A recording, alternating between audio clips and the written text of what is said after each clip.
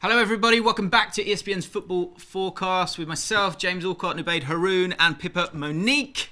Join me to talk about the Premier League Cup Final. That's what we're dubbing this one. If you don't get excited for this game, this is not the sport for you. Hopefully we haven't lost a few of you. Yep, you're still here? Fantastic. Man City versus Arsenal. I am so excited about this. Pippa is hiding the nerves through a big smile there. Nubaid, let me come to you first. As neutrals, although, I think you probably would have wished there was a different team in this title race. You've got to be so excited about this one. It's huge, isn't it? I was criticised online for supporting this game as a Liverpool fan. I was like, we're football fans. We want to see the best two teams in the league going head to head. Do you have to come out and not support this game then? Otherwise, apparently, I don't believe in this football. You have to be against Arsenal if you're a football fan, basically.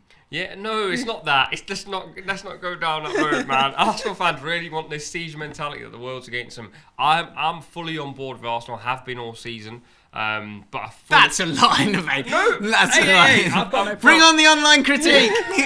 Granite Xhaka FC, and I've said it since day. We will talk about him. Okay.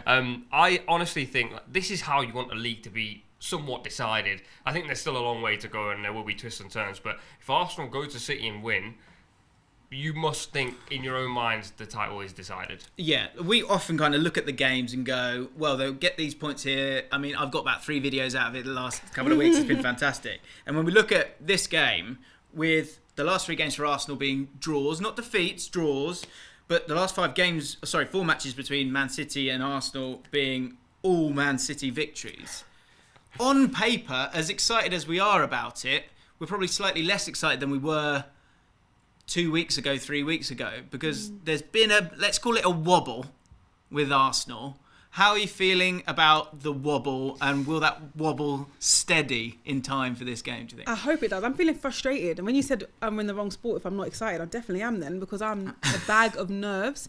The last couple of games have been frustrating. I know we haven't lost them, but having draws against West Ham and Southampton is just not what I was expecting. When I was looking at the last couple of games, I was thinking, okay, we'll get a couple points here, we'll get 3 points there. And the games I was really worried about were, of course, Manchester City, Newcastle and Brighton. But I guess I was worried about the wrong games. I need to be worried about every single one of them. Well, yeah, I think one thing that's been thrown at Arsenal so quickly, far too quickly, is a sort of weakness of mentality. Oh, give it a rest. How do you feel about that one? I think it's ridiculous. What match week are we in?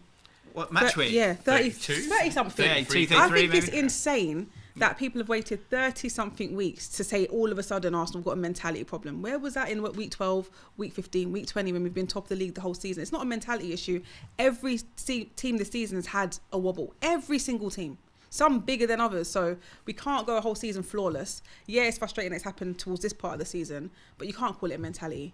The concern is if it continues and how high profile these games are. There's been a lot of talk about, it's the run-in, isn't it? Every game has such sort of reverberations for the next week in terms of your feelings around ripple it. effects. Indeed, great podcast available right now.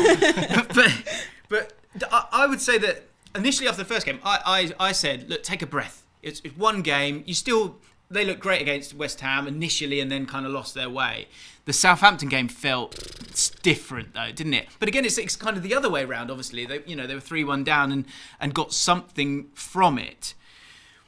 But you then come up against Man City, who've won their last 6 matches. In those last 6 matches, they've scored 18 goals, and Arsenal have conceded 2, 3, 7 in those last 3 games.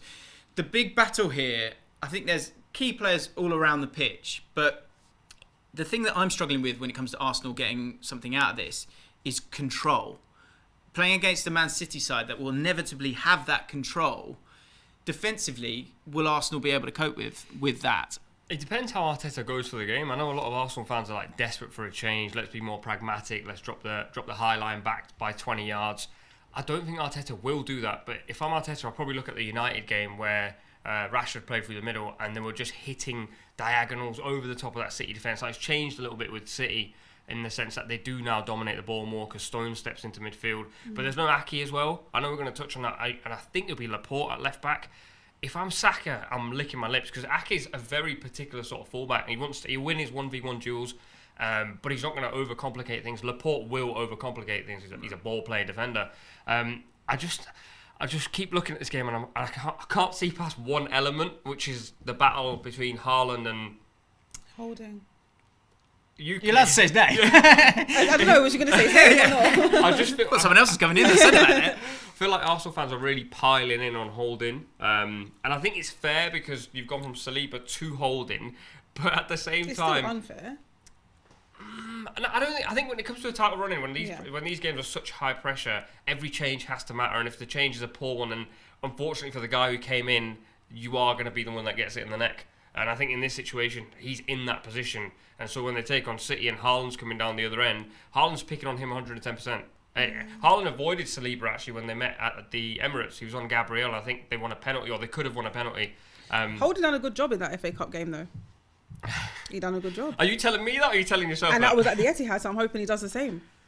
Obviously, I've got to try and be as positive as possible. I can't hit. Come on, give us it. Give us that positive outlook on it. We can't do that then. You can't make this. No, of course, I understand. I've seen the backlash, and I've seen that the scapegoat has been Rob Holding he's the major change. And Saliba's been absolutely sensational for Arsenal this whole season. So young, such a lead, and the way he carries the ball forward, he plays long balls forward, but Rob Holding is a completely different centre-back to him, and I can see why everyone is so nervous to have him slot in against one of the biggest games of the season against the top goal scorer in Erling Haaland. It's going to be a massive test for him, and I feel like although everyone in the world is probably going to be watching this fixture, they're going to be focusing on those two players in particular, and it's so much pressure for Rob Holding, and I just hope he doesn't do what he did at this stage last season when it was do or die, all or nothing, and he got a red card against Spurs, and it just wasn't going his way. So I just hope he's got his head in the game, because obviously Haaland's crucial in a game like this. 32 goals in 28 games so far this season, averaging 3.4 shots a game, despite being sort of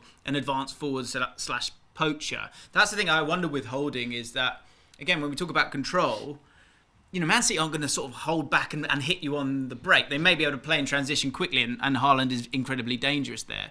But actually, there'll be a lot of times where they move up the pitch. We've heard a lot about this in terms of the wide players not having that outrageous pace that they previously had when they had Sterling playing or Jesus playing. So Holding will have some bodies around him. So I don't think he'll get as exposed as you would think. And I do think that there's a general element of going, okay, they've got the ball now, let's come back. But you can't change too much if you're Arsenal, because that's what's got you to this point. Exactly. And that's the big thing here. I think also, when we're talking about Holding will be on that right-hand side, Gabriel will be on the left. Man City will generally work down that left-hand side, you would imagine, getting Grealish on the ball. Yeah. Him up against Ben White. Jack Grealish has been fantastic this season. He's receiving 13.5 progressive passes per 90, highest average of his career. He's also got 34.6 touches in the final third per game. That's a huge battle as well for Ben White, because there's been moments where they've gone, maybe we bring in Tomiyasu for something like this. They're going to have to defend really well, aren't they? Yeah, I mean, like the Grealish-White thing, I think White will be fine. I think he deals quite well generally. The problem at the moment is City are not bothered about their wingers taking on a fullback. It's all about ball retention. And I don't feel like Arsenal can suffer as much as they had done earlier in the season. The Liverpool game, for 45 minutes, you were suffering, but you weren't suffering. You were just waiting to concede, and eventually you did. And in this game, Arsenal will have to suffer. City will keep the ball. They'll keep it moving. They'll keep rotating in wide areas. It is going to get decided down that side. It's Saka against Laporte, and it's White against Grealish. The other side, Martinelli, I actually think has been Arsenal's most prolific forward and most clinical. It depends who plays right back. I think Stones has played, Akanji's played at times. Yep. It won't be Walker, I don't think. I think Pep himself said that Walker can't play that inverted role the way he wants it to be. Is there a curveball here? If you think about Pep, the overthinking idea that sometimes comes with him, it's been so obvious that he's going to play this way. Kyle Walker's not, some child that you're just going to bring in. And if you want to go man for man with Martinelli, there might be an idea there as well to bring him back in. I can't see it happening. But when you haven't got Ake in the side, then maybe you might want to move things around. But then again, you've got to play a proper left back there. Bernardo Silva left back? No. They did it against us at the Emirates. And they were getting cooked, to be fair. Yes, and he made that change and never returned. What about the other end of the pitch then? Because do you think Arsenal have to win this one? Of course. Arsenal have to win it. Bare minimum a draw. Right. But literally from this point forward, it's more can't lose than have to win then? Yeah, every game is a must-win game. Hang on. Let's iron this out. Is it a must-win game or is it a must-not-lose game? it's a must-win game. Oof. But you go to the Etihad in the heat of a battle, and they are masters in these games. It's a must-win You just game. got to take a draw. If I give you 1-1 right now, Take a draw. There's teams that if have I- beaten City at the Etihad this season that you did not expect to Yeah, beat. but not now. Like this is the end of the season. This is where City will blow away anyone they come Yeah. against. If I give you 1-1 right now, do you take it? Yeah, of course. I'll take the draw. But it's a must-win game. All right, we cannot The lose. defence for Man City has been absolutely, imperious. But again, could there be tweaks? That could be interesting. The front three for Arsenal. Trossard's not played the last three games. Do you bring him in for something like this, or do you just go with what is generally considered the out-and-out best three with Jesus and Martinelli and Saka? I think those two obviously definitely will play. Jesus might be an option just to sort of switch it up if he wants to do that. Let's get to... I'll tell you what I want. Who's the key player and what is your prediction for this game? Nubaid. Do you want a key player from each team or just a key player full Just stop? the person who's going to get the job done. Probably De Bruyne. He did it at the I'm with you, Emirates. mate. Yeah. He's just one of these guys that in these fixtures, Pep can just rely on him. You can hang your hat on him and just go, give us something, and he'll score a left foot volley from 40 yards out and win you the game. So De Bruyne for City. If Arsenal are to win, it has to be Martinelli. I think Saka will have his battle with Laporte, but Martinelli's been so clinical. Yeah. And I don't think you can rely on Gabby Jesus in front of goal. Personally, you were just about to ask the question. I would change the front three. I'd start Trossard. Really? A lot of people have said that. So to be fair. composed, isn't he? That's the difference. And he's been very good in big games. I think De Bruyne will have a massive part to play. I can't see him not getting an assist in this game. I just can't. I think there's that. I can see that How him on that scary right hand is side. that though? Like Yeah. massive game, and you can just go. He's definitely getting an assist. I mean, that's why He he's will. been the best player in the league for the last 3-4 years at least. But I think you can see him on that right hand side. The Southampton game, they had a lot of space. Perot had a lot of space on that right hand side, and were able to get crosses in or get corners. But you can just see that ball to the back post. And Haaland holding into a bit of a meme there. I can see that. Xhaka, I do think we do need to get there. I think Xhaka was a huge miss in that Southampton I game. really He's hope he's such a back. facilitator for this team. And if you want to have an overload and allow Martinelli to make it uncomfortable for the defence of Man City, he will allow that by being in the right spaces at the right time to allow Martinelli to do that. So for Arsenal, I do think Xhaka needs to play and needs to feel good because I think he might go up against Bernardo Silva, which is another player that we never ever talk about, but I think will be both more so probably defensively than offensively. I think defensively Bernardo Silva could be huge because Xhaka coming back from illness might not be at his most Give him Lemsip, give him whatever he needs. Get him But fit. you know what? You can give him as much Lemsip as you want. Other drinks are available. Bernardo Silva is just an energizer bunny. Other batteries are available. What do you? Is there any other players that you think are crucial? And what's your it's prediction? really hard to disagree with Nubaid there. I mean, when you look at it as a neutral, you think De Bruyne is the game changer. But if I have to put my Arsenal fan hat back on, Come on. I have to say Odegaard. He is crucial to the attacking play for Arsenal. He's the one that's getting those balls over to Martinelli and Saka on the wing. He's the one that's creating the chances. So get that captain armband on and lead the boys to a title. Okay. He was hiding against Southampton. He wasn't. I don't think he was hiding. I No, don't think he was wasn't. getting the ball. He was the most efficient Arsenal player on that pitch. He was In the one that- that was trying. He was after pressing. He was tracking back. He was doing absolutely everything in that Listen, game. just running around like I can do that. It was. Can you? For 90 minutes. After he scored that goal, suddenly he was like, I'll have it. I just think in moments, especially against West Ham as well, after it went 2-1, he was like, Declan Rice's shoulder looks nice to me, I'll just stand around there. He just wasn't wanting the ball. Interesting. No. I want my number 10 a little bit like Bruno Fernandes, regardless of the situation, he's going, just give it to me. I'm the creative guy. I'm the one, like De Bruyne would do. I do agree. It did wait a bit too late for him to up the ante a bit with him taking that shot because I felt like in the Southampton game he had more than enough chances to have a shot He on didn't goal. want it, man. And then I don't think he wait. got given the ball. I think that was a big thing. I don't think he got given the ball You don't enough. just get given Anyway, the ball, you gotta take predictions. What are we saying? Come Come on. on, Arsenal. Love that. I'm going to go 2-1 Arsenal. 2-1 Arsenal.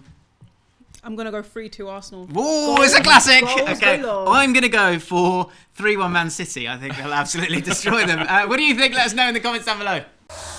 Thanks so much for watching ESPN on YouTube. And for more sports highlights and analysis, be sure to download the ESPN app. And for premium content and live streaming, subscribe to ESPN Plus.